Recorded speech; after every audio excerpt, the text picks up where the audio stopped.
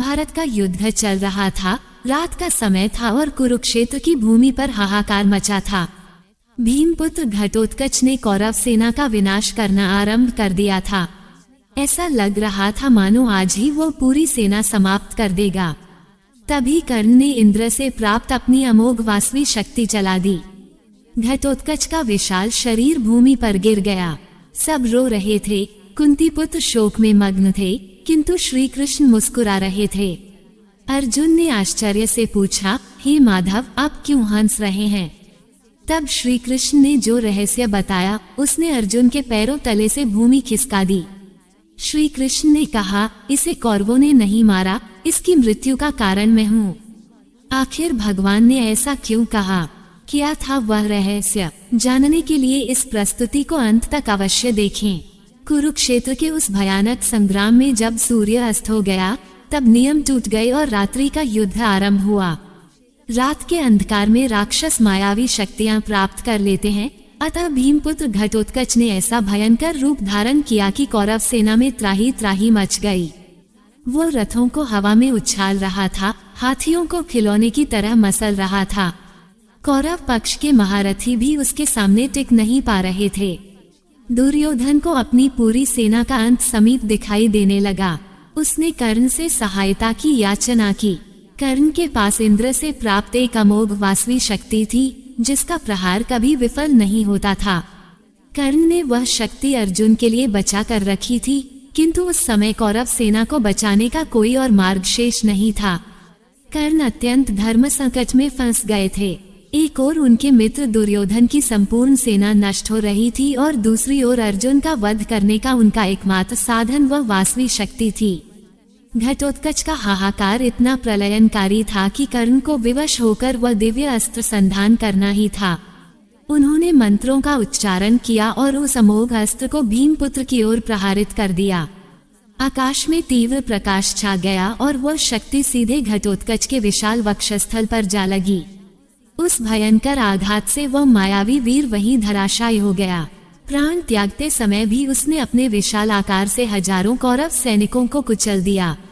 इस कृत्य से कौरव खेमे में उत्सव का माहौल बन गया, किंतु कुंती पुत्रों के शिविर में गहरा शोक व्याप्त हो गया। अपने सबसे प्रिय और वीर भतीजे के प्राण जाने पर भीमसेन फूट फूट कर विलाप कर रहे थे। युधिष्ठिर, नकुल, सहदेव और स्वयं अर्जुन की आंखों से अश्रु बह रहे थे। समूचा शिविर विषाद के सागर में मग्न था, किंतु उसी समय एक अत्यंत आश्चर्यजनक दृश्य सामने आया। भगवान श्री कृष्ण, जो सदैव अपने भक्तों के दुख में दुखी होते हैं, वे अपने रथ पर बैठे बैठे रहस्यमय मुस्कान बिखेर रहे थे। उनका यह व्यवहार देखकर अर्जुन को बहुत आघात लगा। अर्जुन ने व्यथित होकर कहा, हे माधव, हमारे परिवार का इतना महान वीर गति को प्राप्त हुआ है, हम सब असीम दुख में मग्न हैं और आप मुस्कुरा रहे हैं। क्या आपको भीमसेन के पुत्र की मृत्यु का तनिक भी शोक नहीं है? यह आपकी कैसी माया है? अर्जुन के इन तीखे वचनों को सुनकर श्री कृष्ण ने अपना शंख नीचे रखा और गंभीर स्वर में बोले, हे पार्थ, तुम केवल वर्तमान देख रहे हो, किंतु मैं अतीत, वर्तमान और भविष्य तीनों का ज्ञाता हूँ। तुम जिसके लिए शोक कर रहे हो, वह वास्तव में शोक का विषय नहीं है। तुम्हें लगता है कि घटोत्कच को कर्ण ने मारा है अथवा कौरवों ने उसका वध किया है, किंतु ये सत्य नहीं है। सत्य तो यह है कि भीमसेन के इस पुत्र को मैंने ही मृत्यु के मुख में भेजा है। यदि कर्ण इसे न मारता तो किसी न किसी दिन मुझे ही इसका वध करना होता। श्री कृष्ण के ये शब्द सुनकर अर्जुन स्तब्ध रह गए। जो भगवान उनके इतने रक्षक हैं, वे स्वयं उनके भतीजे के वध की बात क्यों कर रहे हैं?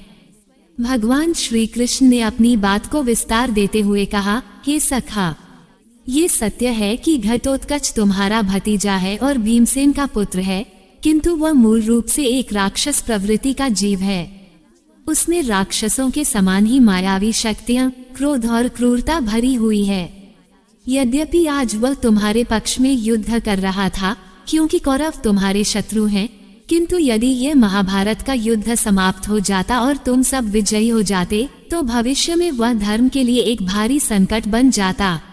उसकी असीम शक्तियों पर अंकुश लगाना असंभव हो जाता।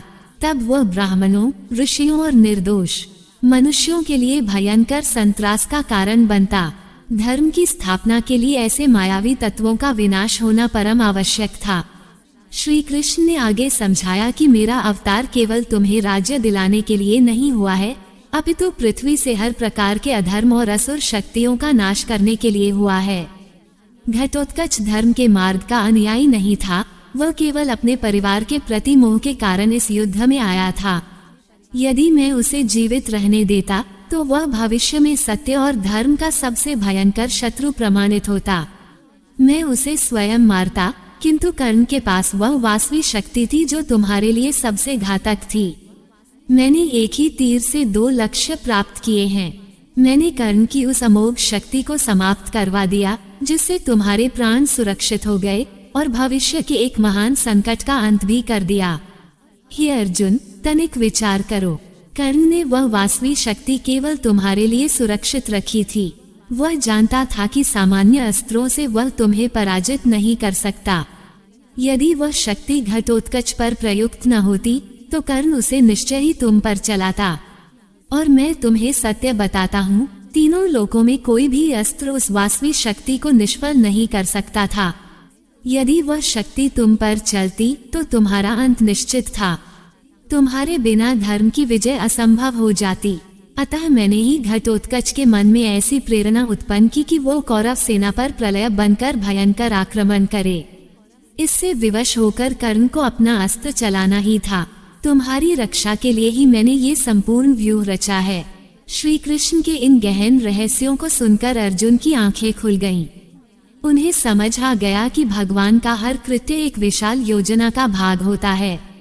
मनुष्य केवल उतना ही देख पाता है जितना उसकी दृष्टि के समक्ष होता है, किंतु परमात्मा समूचे विश्व के संतुलन को देखते हैं। अर्जुन का शोक अब समाप्त हो चुका था। उन्हें ज्ञात हो गया कि घटोत्कच का बलिदान व्यर्थ नहीं गया है। उसने अपने प्राण देकर केवल कौरव सेना का ही विनाश नहीं किया, अपितु अर्जुन के प्राणों की भी रक्षा की है। अर्जुन ने हाथ बंधा करके श्री कृष्ण को नमन किया और उनकी इस दिव्य लीला की भूरी भूरी प्रशंसा की। उन्हें विश्वास हो गया कि जब तक माधव उनके साथ हैं, धर्म की पराजय कभी नहीं हो सकती। महाभारत का ये प्रसंग हमें ये शिक्षा देता है कि धर्म की स्थापना के लिए कभी कभी अत्यंत कठोर निर्णय लेने होते हैं। घटोत्कच का चरित्र यद्यपि राक्षस कुल का था, किंतु उसने अपने पिता और परिवार के लिए सर्वोच्च बलिदान दिया। श्री कृष्ण ने उसकी इस आहुति को धर्म के महायज्ञ में स्वीकार किया। उसे मृत्यु अवश्य प्राप्त हुई, किंतु उसने इतिहास में एक अमर वीर के रूप में अपना स्थान बना लिया। ये कथा सिद्ध करती है कि भगवान कभी किसी के साथ अन्याय नहीं करते। जो भी घटित होता है उसके पीछे एक महान उद्देश्य छिपा होता है। यदि श्री कृष्ण उस दिन वह लीला न रचते तो न अर्जुन जीवित रहते और न ही धर्म की विजय होती। यही कारण है कि श्री कृष्ण को जगत गुरु कहा जाता है। श्री कृष्ण की यह कूटनीति दर्शाती है कि युद्ध केवल बाहुबल से नहीं, अपितु बुद्धि और सूझबूझ से भी जीता जाता है। उन्होंने कौरवों के सबसे भयंकर अस्त्र को व्यर्थ कर दिया और साथ ही उस शक्ति को भी समाप्त कर दिया जो भविष्य में मानवता के लिए घातक सिद्ध होती। इस घटना के पश्चात भीमसेन भी अपने पुत्र के बलिदान के सत्य को समझ गए। उन्होंने अपना संपूर्ण शोक त्याग कर पुनः एक नए उत्साह के साथ युद्ध करने का निश्चय किया। घटोत्कच ने अपने प्राणों की आहुति देकर कुंती पुत्रों की विजय का मार्ग प्रशस्त किया। सत्य तो यह है कि महाभारत का ये युद्ध केवल मनुष्यों का नहीं था, अपितु ये भगवान की एक दिव्य योजना थी जिसमें प्रत्येक वीर एक विशेष भूमिका निभा रहा था। तो मित्रों, महाभारत की यह कथा आपको कैसी लगी? क्या आपने कभी विचार किया था कि श्री कृष्ण ने स्वयं घटोत्कच के अंत की योजना बनाई थी? भगवान का ये कठोर किंतु सत्य से परिपूर्ण निर्णय आपको कैसा लगा? ये प्रसंग हमें सोचने पर विवश करता है कि कभी कभी जो हमें अनुचित लगता है वही समूची सृष्टि के लिए सर्वाधिक उचित होता है। यदि आपको महाभारत के इस अनसुने रहस्य से कुछ नया ज्ञान प्राप्त हुआ है और आप इस कथा में पूरी तरह से मग्न हो गए हैं, तो इस प्रस्तुति को तुरंत लाइक करें।